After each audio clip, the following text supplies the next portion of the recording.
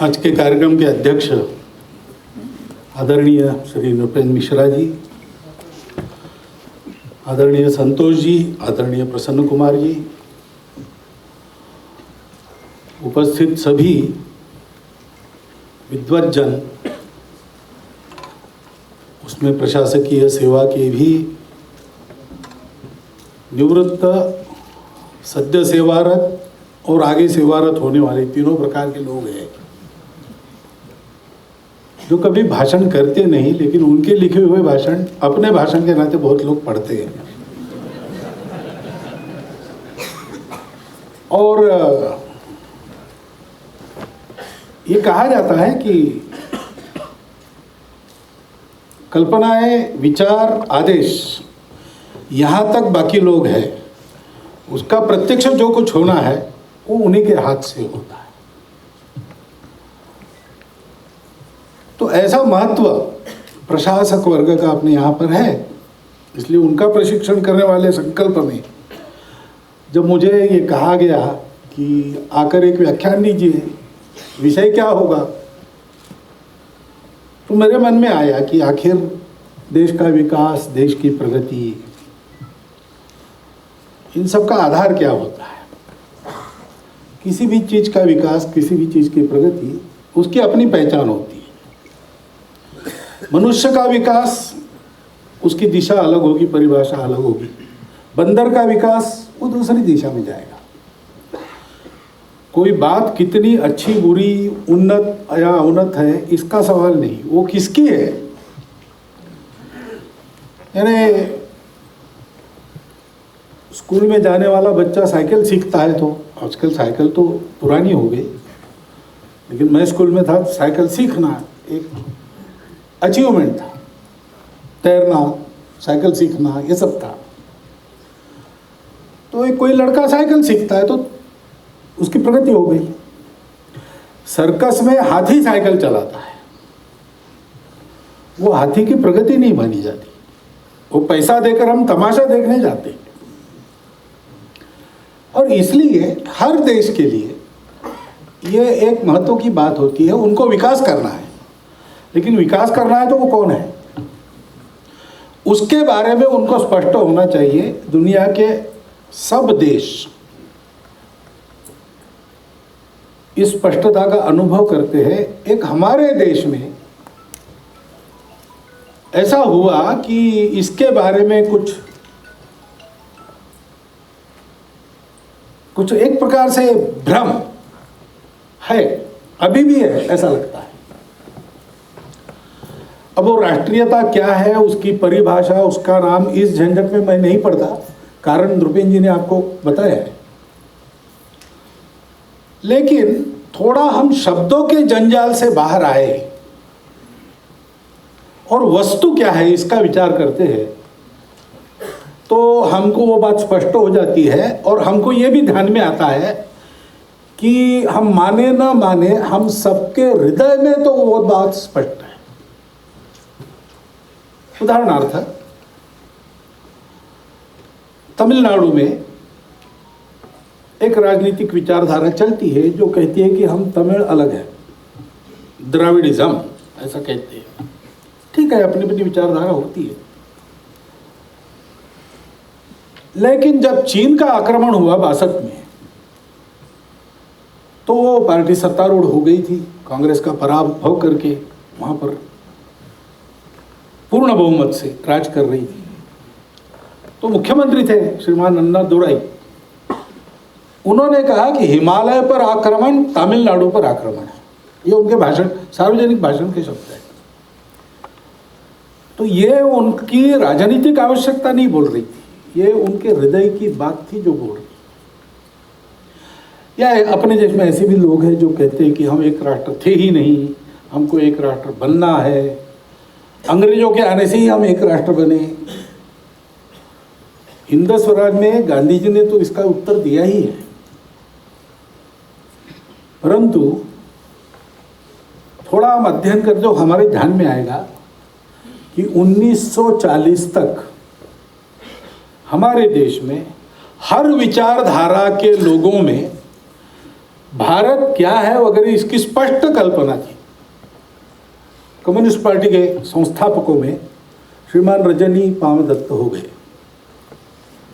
उन्होंने 37 में एक किताब लिखी थी जिसका रिप्रिंट 1972 में कम्युनिस्ट पार्टी द्वारा हुआ। उसमें ये जो मैं अभी बोलने वाला हूं वो बात बदली नहीं है। उस पुस्तक में एक जगह रजनी पामदत्त अंग्रेजों को कहते हैं कि आप इस अहंकार में मत रहो कि आपके कारण हम एक देश बने और हमारी ये भौतिक प्रगति हो रही है। आप नहीं भी आते तो हमारे वेदों के आधार पर हम ये सब कर लेते। अब इधर उधर की बातें, बहुत सारे कंपल्शंस रहते हैं, बहुत सारी बातों का विचार करके बोलना, कदम डालना होता है, तो उसमें जो शब्द निकलते वो एक बात है, लेकिन गफलत में अंदर की बात कभी कभी आ जाती। तो वो क्या है, इसको समझना ये आवश्यक है। और वो करने के पहले ये जो राष्ट्र शब्द है इसको हमको समझना पड़ेगा, क्योंकि प्रायः हम नेशन का भाषांतर राष्ट्र करके फिर उसका विचार करते हैं। लेकिन पाश्चिमात्य देशों में नेशन का विकास और हमारे देश में राष्ट्र का विकास, इसका विकास क्रम एकदम अलग है। मनुष्य एक दुर्बल प्राणी है, इतना दुर्बल है कि उसके पास उसकी बुद्धि को अगर छोड़ दिया तो फिर एक मच्छर भी उसको परेशान कर सकता है और मार भी सकता है, ये हम जानते हैं।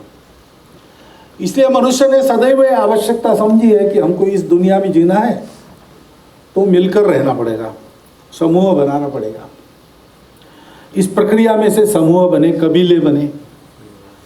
फिर जब ये भटकने वाली जीवन की अवस्था को छोड़कर एक जगह वो स्थायी होने लगे तो गांव बसे।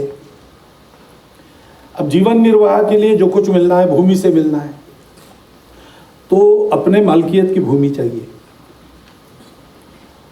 तो हमारे अधिकार की भूमि, ऐसा शब्द प्रयोग होना पड़ा। अब हमारे अधिकार की यानी किसके? 25 लोगों के अधिकार भूमि, तो बाद में पास में पड़ोस में 50 लोगों का गांव है तो इनको जीत लेगा।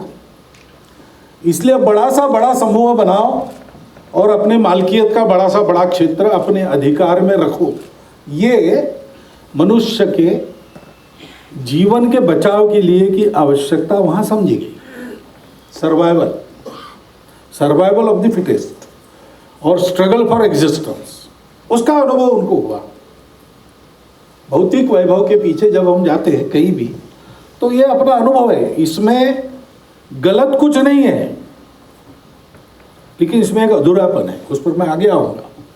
लेकिन ये अनुभव होने से फिर सब लोगों को अधिक से अधिक नंबर को एक साथ रखना, तो कोई आधार चाहिए,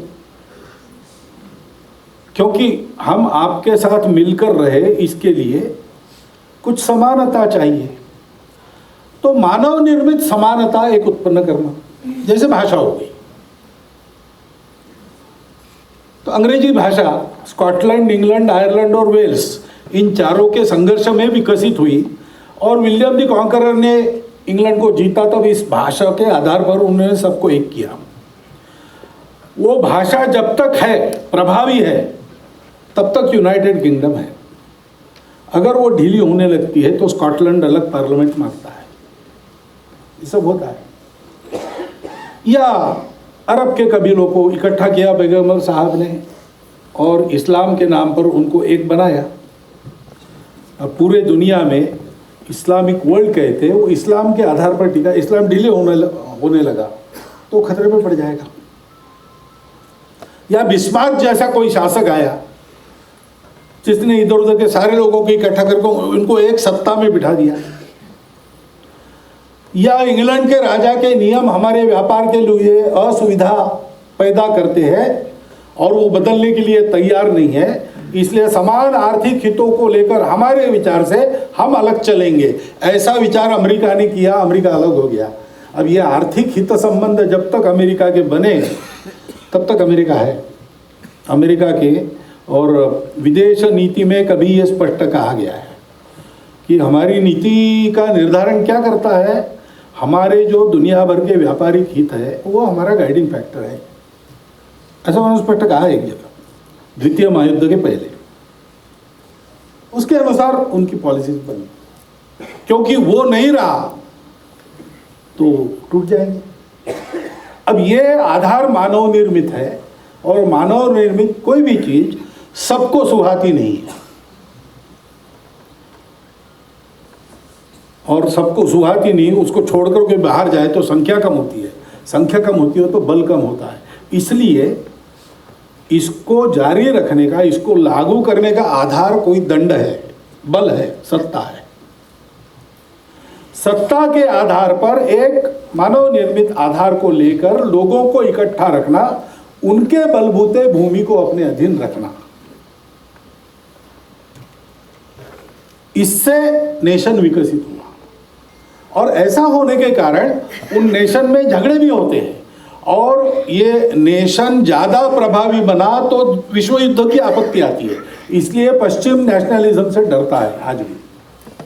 मैं गया था कुछ दिन पहले, किसी काम के लिए भेजा मुझे इंग्लैंड में, तो सार्वजनिक भाषण वहाँ करने थे 2-3, तो पूछ रहा है भाई यहाँ कौन सा कैसे क्या बोलना वगैरह। तो उन्होंने कहा बोलना तो वही जो आप बोलते हैं, लेकिन शब्दों का उपयोग जरा ध्यान से कीजिए।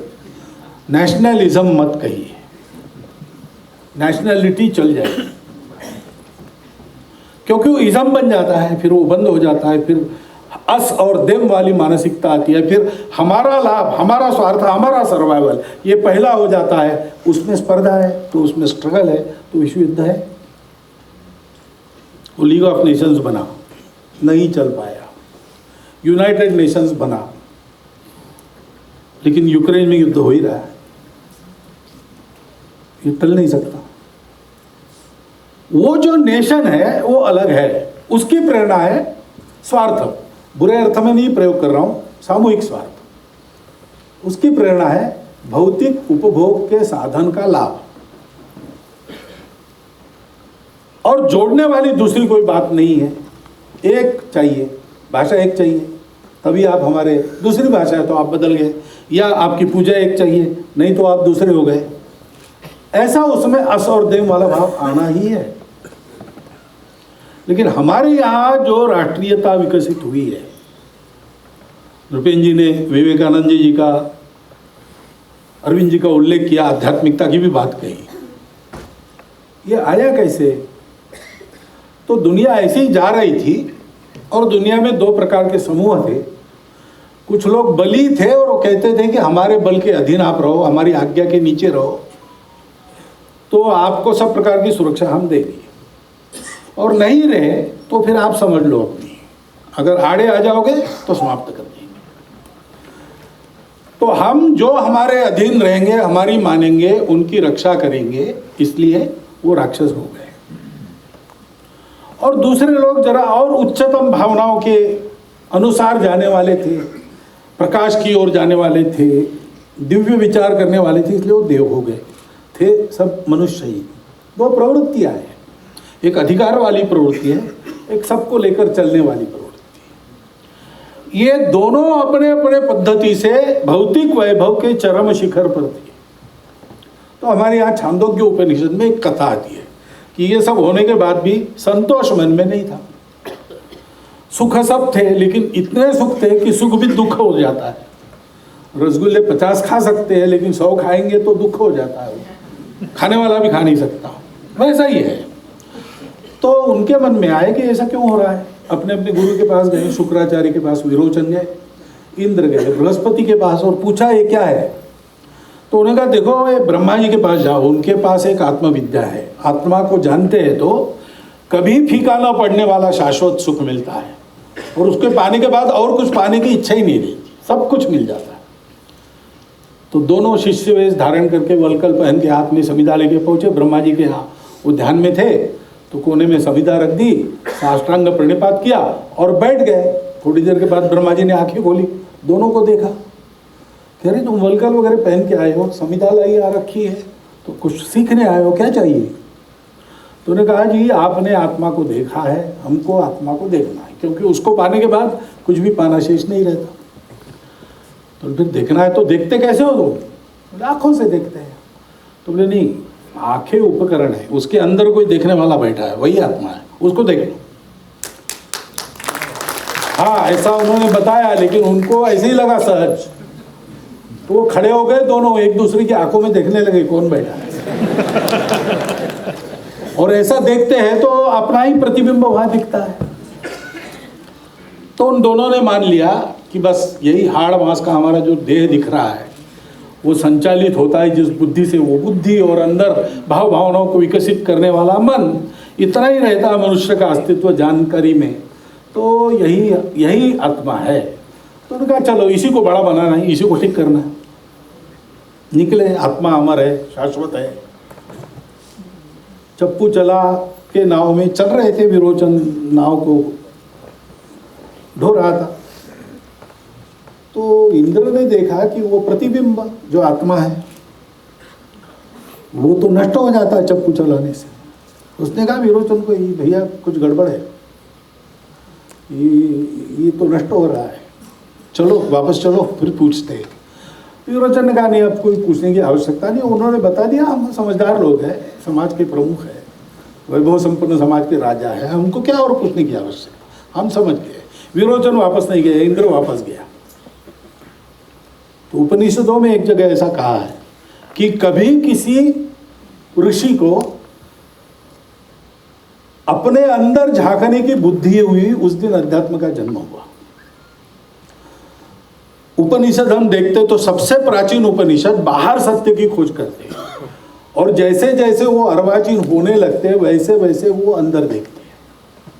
ये खोज हमारे यहाँ चली, दुनिया बाहर की बातों की खोज करके रुक गई, और आज भी बाहर की बातों की खोज बहुत करती है।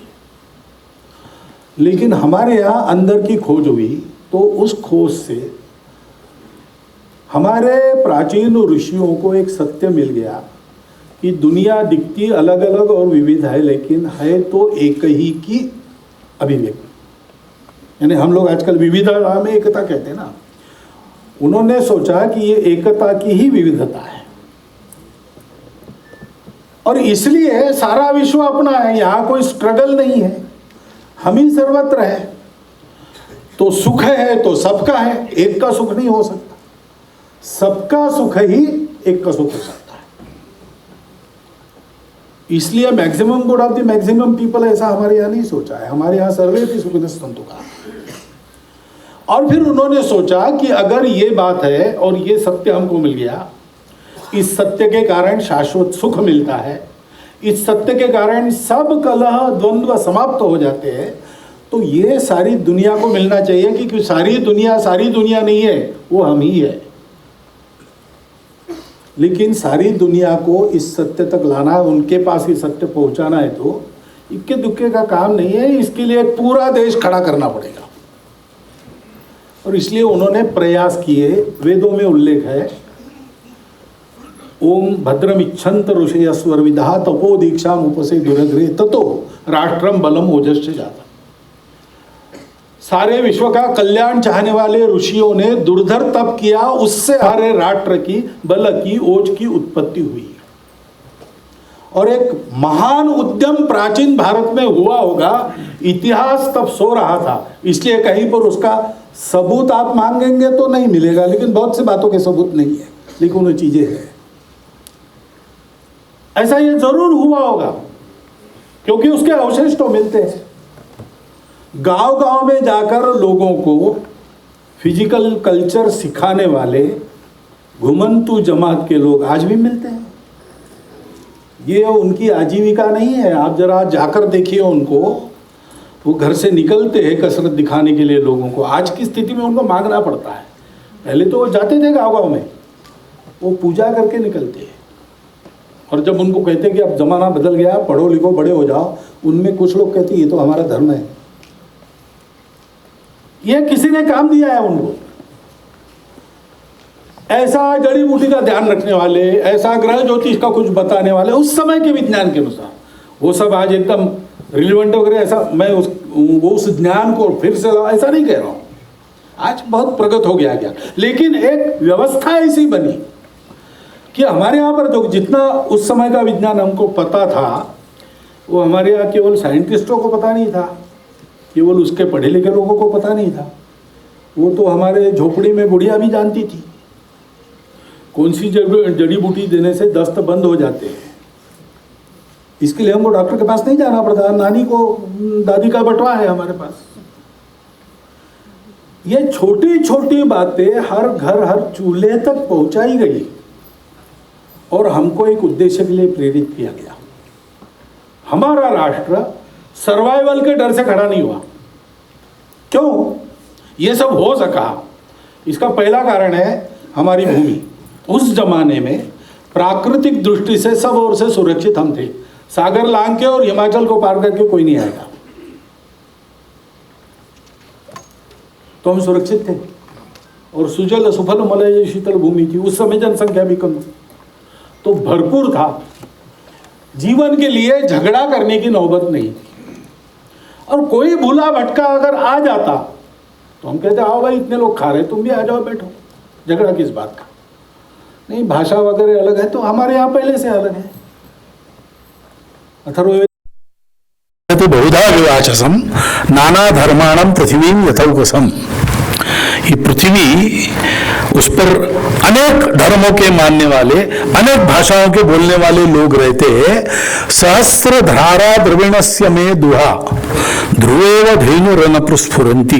सहस्त्र धाराओं से सबको दूध देने वाली गाय के जैसे हे पृथ्वी माता हमको शस्य प्रदान करो, ऐसी प्रार्थना है हमारी है। प्राचीन काल से हम विविधता का देश थे, क्योंकि लंबा चौड़ा देश था, अनेक प्रकार का भूगोल, अनेक प्रकार की आबोहवा, खान पान रीति रिवाज अलग अलग, और देवी देवता भी अलग अलग।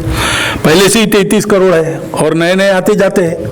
500 साल पहले साईं बाबा नहीं थे, संतोष माता भी नहीं थी, सत्यनारायण की पूजा कहते कि 700 साल पुरानी है।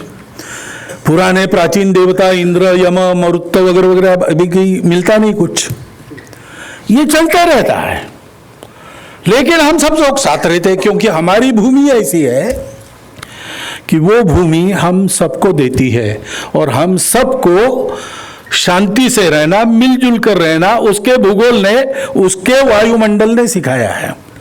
इसलिए हम उसको माता कहते हैं, क्योंकि वो अन्न जल तो देती ही है लेकिन हमको संस्कार भी देती है। वो हमारी भारत माता है।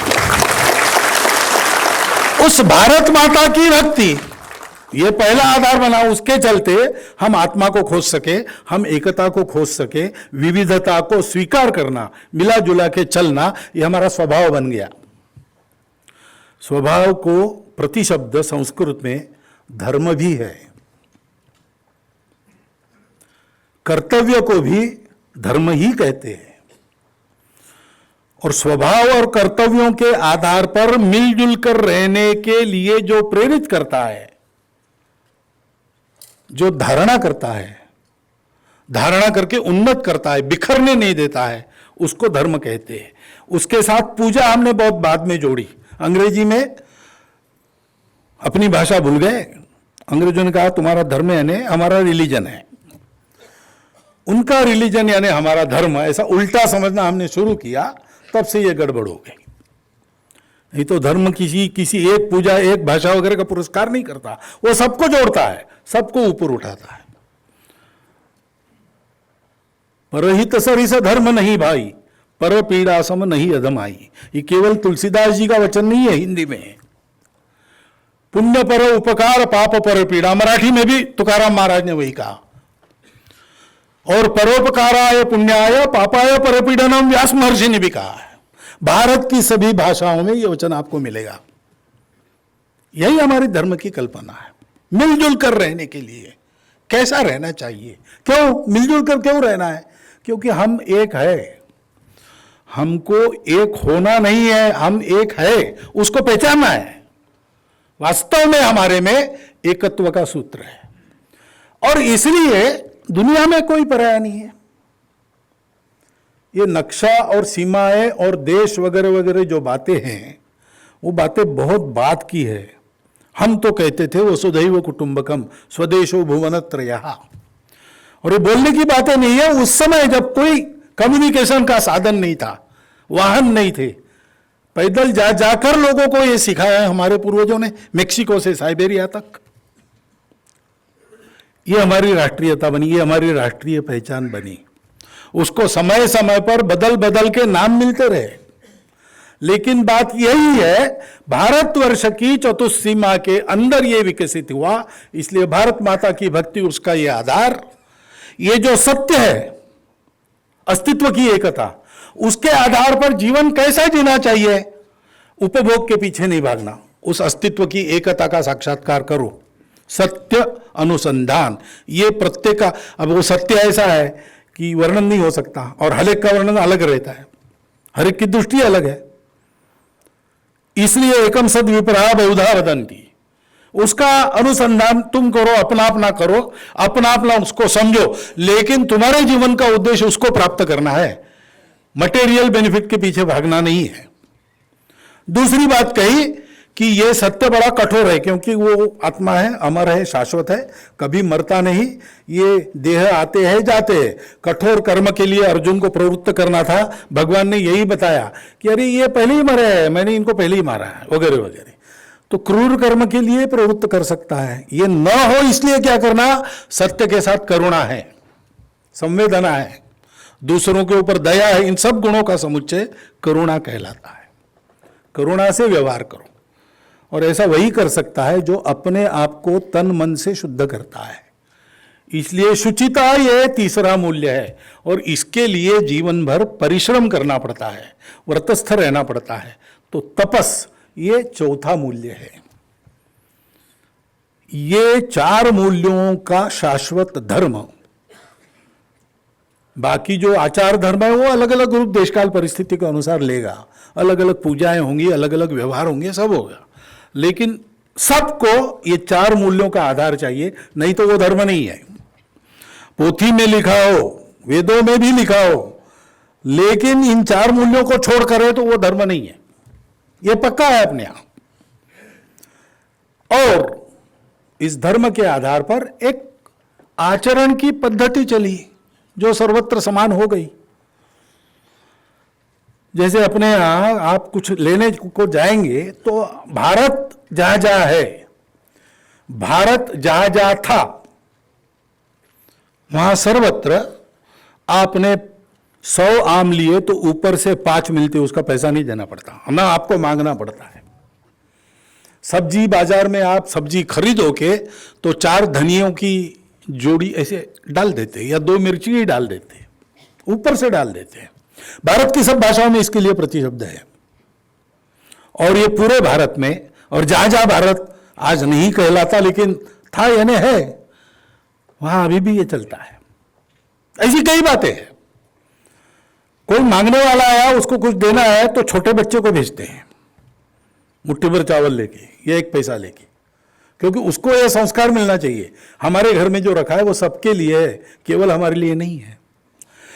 ऐसे छोटे छोटे आचरण के संस्कार पीढ़ी दर पीढ़ी संस्कारों के द्वारा हमारे खून में रचपच गए हैं, वो हमारी संस्कृति है, वो हमारी सबकी समान है। पूजा है सबकी अलग अलग है, धर्म पर व्याख्यान देंगे तो उसके बारे में भी अलग अलग हो सकता है, आत्मा है कि नहीं है इसके बारे में भी मतभेद है, लेकिन सत्य, करुणा, शुचिता और तपस के बारे में एक वाक्यता है।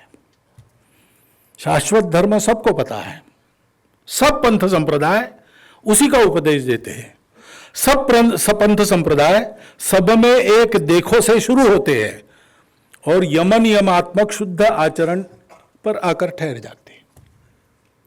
ये हमारी एकता का सूत्र है, ये संस्कृति, उसका प्रत्यक्ष आचरण। और ये कब हुआ? ये इतिहास पूर्व काल की बात है। यानी आजकल तो हम कह सकते हैं सेफली कि ये 12,000 साल पहले से भी हो सकता है। वैसे हमारे पुराणों में तो लाखों वर्षों की गणना है, लेकिन बहुत शास्त्र के अनुसार भी कहना तो आज उसको 12,000 साल पूर्व तक ले जा सकते हैं। 12,000 साल ये सब चलता रहा है। क्यों चलता रहा है? क्योंकि ये ऐसा रखने के लिए लोगों ने परिश्रम किया, त्याग किया, बलिदान दिया, इसकी सुरक्षा के लिए लड़ाइयां लड़ी, रक्तपात हुआ, जौहर हुआ। लेकिन इसको नहीं छोड़ा। यह हमारा इतिहास हम सबका इतिहास है। वो हमारे पूर्वज हम सबके पूर्वज है। बायोलॉजिकली भी वो हमारे सबके पूर्वज है। हमारी पहचान इन 3 बातों को बनकर बनती है। बाकी कोई एक भाषा हमारी पहचान नहीं, कोई एक देवी देवता पूजा हमारी पहचान नहीं है हमारे देश में और रहेगी, क्योंकि हमारी पहचान का ये हिस्सा है कि ये सब रहेगा, उसका स्वीकार होगा, उसका सम्मान होगा, उन सबको अवसर रहेगा। लेकिन हम लोग भारत, पूर्वज और संस्कृति, इसको कभी नहीं छोड़ेंगे। आज संवाद कुछ भी चलता हो, लेकिन आप जाकर देखिए लोगों का जीवन कैसे चलता है। तो हमारे देश में प्रत्येक व्यक्ति, यहां भारतीय पंथ संप्रदाय अनेक है, अनेक पूजाएं चलती है और बाहर से भी आने वालों की पूजाएं हैं, लेकिन सब पूजा वाले लोगों में ये 3 बातें आपको मिलेगी। कौन क्या बोलता है इस पर मत जाइए, उसके दिल को देखिए तो आपको यही मिलेगा। सामान्य व्यक्ति तो बिल्कुल यही करेगा, क्योंकि ये मजबूरी या तो बड़े लोगों की होती है, मेरे जैसे की होती है। आपके सामने बोलना है तो क्या बोलना, नाक तोलकर बोलना पड़ता है। घर में बात करने के लिए ये नहीं रहता। वहां घर में देखिए, घर में यही सब बातें होती है। हमारी राष्ट्रीयता ये है। चाणक्य ने इसको परिभाषित किया। आपने कहा चाणक्य ने बताया क्या होता है राष्ट्र? जनपदवती भूमि, राज्य, दुर्ग, अमात्य, कोश, बल और सुहृद, ये राष्ट्र के अंग है। राज्य यानी राजा, पॉलिटिकल apparatus। बल यानी सेना चाहिए, दुर्ग फोर्टिफिकेशन, सीमा सुरक्षा, तारबंदी आदि आदि, कोष ये सब चलाने के लिए अर्थव्यवस्था चाहिए, अमात्य इसको चलाने वाले राज्यकर्ता चाहिए, और सुहृद यानी अंतरराष्ट्रीय जगत में मित्र चाहिए। लेकिन ये सब बदलते रहते हैं। मुख्य घटक है जनपदवती भूमि। वो भूमि हमारी भूमि यानी हमारी स्टेट नहीं है, हमारे बाप दादाओं की कमाई नहीं है, ना हमने उसको, ये हम मालिक नहीं है इसके, हम इसके पुत्र है। उससे हम एक नाता जोड़ते हैं। वो हमारे लिए पवित्र होती है, पुण्य भूमि होती है, कर्म भूमि होती है, धर्म भूमि होती है। और जनपद, जनपद यानी सामान्य, हम कहेंगे लोग, समाज ही इन शब्दों के अर्थ है। जनपद समाज का बनता है और समाज मनुष्यों के समूह का बनता है, लेकिन वो केवल समूह नहीं होता, उसके सामने एक समान उद्देश्य चाहिए।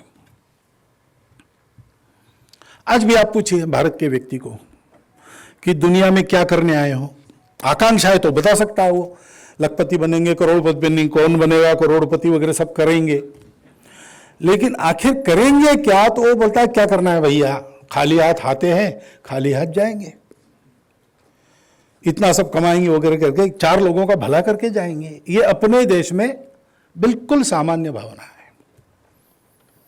और थोड़ा पढ़ लिख कर थोड़ा जानते हैं तो कहते हैं कि ये छोटी बातों में हमको नहीं फंसना है, पूरा विश्व एक कुटुंब बनना चाहिए। ये आकांक्षा और किसी देश की नहीं है। वर्ल्ड मार्केट की बात लोग कर सकेंगे, वर्ल्ड फैमिली की बात केवल हम करते हैं, और हम केवल बात नहीं करते, हम वैसा रहते हैं। कौन जाता है दूर जहां युद्ध है, लोगों को निकाल के लाना है, वहां केवल अपने देश के नहीं, अन्य राष्ट्रों के लोगों को भी सुरक्षित निकाल कर लाने के लिए जान का खतरा मोल लेकर कौन जाके काम करता है? भारत काम करता है। श्रीलंका डूब रही है तो श्रीलंका के दोस्त कहलाने वाले देश नहीं दौड़े, भारत दौड़ा है। यह भारत का स्वभाव है सर्वत्र, क्योंकि हम इस सारे जगत को एक अस्तित्व की विविधतापूर्ण अभिव्यक्ति मानते हैं। अब इसको शब्द क्या देना आप दीजिए। हम लोग संगम में कहते हैं हिंदू राष्ट्र, तो किसी को आपत्ति होती तो ठीक है, दूसरा भारतीय, आपने कहा भारतीय ठीक है, लेकिन आप देखेंगे थोड़ा तो हम भारतीय है, बात सही है, लेकिन 14 अगस्त 1947 के भारतीय है कि 15 अगस्त 1947? ऐसा कोई पूछ सकता है, कोई पूछ सकता है। वास्तव में ऐसा है कि ये सब विभाजन वगैरह होने के बाद भी धीरे धीरे लोगों के समझ में आएगा, आने की शुरुआत हो गई है, लेकिन लोगों को समझना चाहिए कि जहां भारत था वहां आज भी भारत ही है। विभाजन की रेखाएं तो नक्शे पर की करामात है। मैंने सुना डॉक्टर प्रणब मुखर्जी से मेरी मुलाकात होती रही थी, एक बार गया तो उन्होंने वो टेबल दिखाया जहां पर विभाजन का नक्शा खींचा गया, और उन्होंने बताया कि वो जो आए थे उनको कुछ इसका ज्ञान नहीं था और बहुत जल्दी उनको करना था, इस समय बहुत कम था, तो उन्होंने अपनी पेंसिल रख के जैसी खींची वैसा वो विभाजन हो गया। और क्या देखा गया? इतने मनुष्यता का विभाजन, ये केवल अपने देश की बात नहीं कर रहा हूं, मनुष्यता का विभाजन यही एक कृत्रिम बात है, व्यवहार के लिए कुछ हद तक चलानी पड़ती है, ऐसा मानने वाले हम लोग हैं। तो हमारा नेशनलिज्म किसी के लिए खतरा नहीं बनता। हमारा नेशनलिज्म है ही नहीं, हमारा राष्ट्रवाद भी नहीं है, हमारी राष्ट्रीयता है। और वो राष्ट्रीयता संपूर्ण विश्व को एक कुटुंब बनाकर चलाने के लिए काम करती है, केवल वकालत नहीं करती है। इसलिए भारत बड़ा होगा तो उसमें से कभी हिटलर पैदा नहीं होगा। किसी में अगर हिटलर के बीज भारत में पड़े हो तो दुनिया, भारत के लोग उसकी टांग पकड़कर उसको नीचे पहले ही दबा के रख देंगे। ऐसा हो नहीं सकता, क्योंकि हमारा यह स्वभाव है, हम ऐसे ही रचे गए हैं, और जो हम रचे गए हैं वो हमारी पहचान है, वो हमारी राष्ट्रीयता है। इसको समझना पड़ेगा। राष्ट्र यानी नेशन नहीं है। बाकी देशों में राष्ट्रीयता का जो विकास हुआ वैसा हमारा नहीं हुआ है। हमारा परोपकार के लिए हुआ है, दुनिया की सेवा के लिए हुआ है, वही हमारा जीवन लक्ष्य है।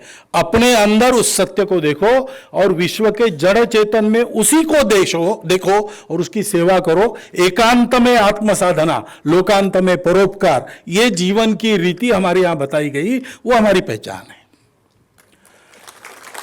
इसको हमको सबको सोचना पड़ेगा, क्योंकि हम विकास की बात करेंगे तो ये ध्यान में रखकर हमको चलना पड़ेगा। हमको अपने देश में विकास और पर्यावरण का झगड़ा नहीं खड़ा करना है।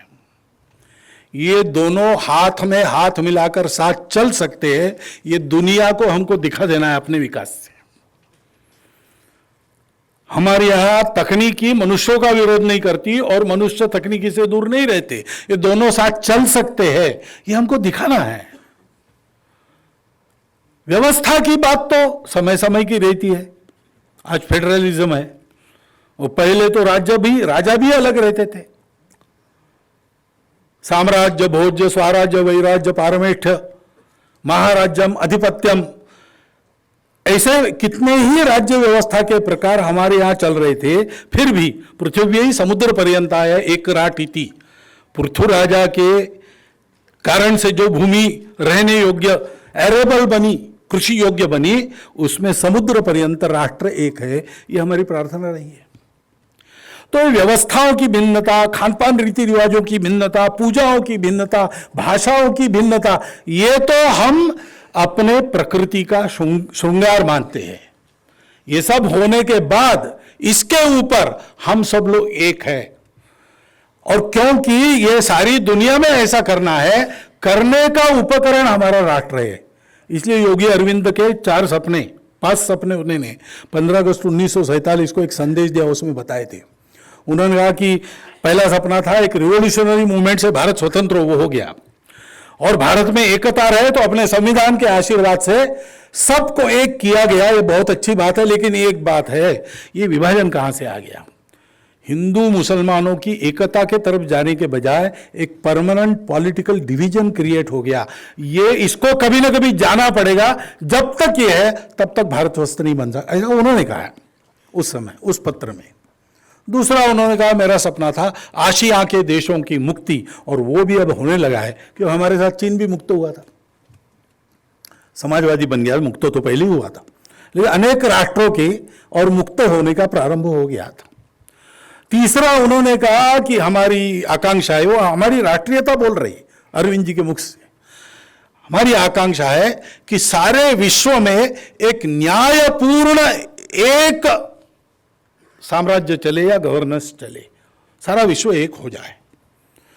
अब कुछ फुटकर प्रयास हो रहे दुनिया में, लेकिन जब तक भारत उसमें अपनी भूमिका नहीं अदा करेगा तब तक वो सफल नहीं होंगे। वो भारत जल्दी बड़ा होकर अपनी भूमिका अदा करे, ये तीसरी बात थी। चौथी बात उन्होंने बताई कि सारे विश्व में भारत की आध्यात्मिकता का संचार हो। तो आध्यात्मिकता हमारी राष्ट्रीयता का प्राण है। और पांचवी अंतिम बात उन्होंने बनाई कि ऐसी दुनिया में अतिमानस का अवतरण हो। इसको स्पष्टीकरण करने के झंझट में मैं नहीं पड़ता, वो बहुत एक हाई इंटेलेक्चुअल टॉपिक है, आप मूल में पढ़िए, आपको पता चलेगा। अतिमानस का अवतरण और पृथ्वी पर होना चाहिए। ये 5 आकांक्षाएं लेकर हम स्वतंत्र हुए हैं। हमारी राष्ट्रीयता इस उद्देश्य के प्रयोजन को सफल करने के लिए है। इसको हम समझे, इसके आधार पर हम अपने लोगों को एक करें, उन्हीं पर पुरुषार्थ का संचार करें, और इसके आधार पर भारत के बड़े होने का रोड मैप हम तैयार करें, उसको चलाए। छोटी सी बात को लेकर बड़ी से बड़ी बात में इस हमारी बुनियाद को हम न भूले, इसकी आवश्यकता है। ये जब करते हैं तब भारत आगे बढ़ता है। ये जब नहीं करते हैं तो प्रयत्न प्रामाणिक होने के बाद भी कहीं ना कहीं कुछ गफलत हो जाती है, और करने गए कुछ और हो गया कुछ, ऐसे हो जाता है। वो न हो, इसलिए इस बात की एक स्पष्टता होने की आवश्यकता है। उस स्पष्टता में कुछ मदद करने की बुद्धि से मैंने आपके सामने कुछ बातें रखी है। ये मेरा विचार है, आपको इसका चिंतन करना है, जो उचित लगे वो लेना है, और इससे कन्फ्यूजन नहीं बढ़ा हो ऐसी आशा मैं करता हूं, और मेरे 4 शब्द आपको धन्यवाद देता हुआ समाप्त।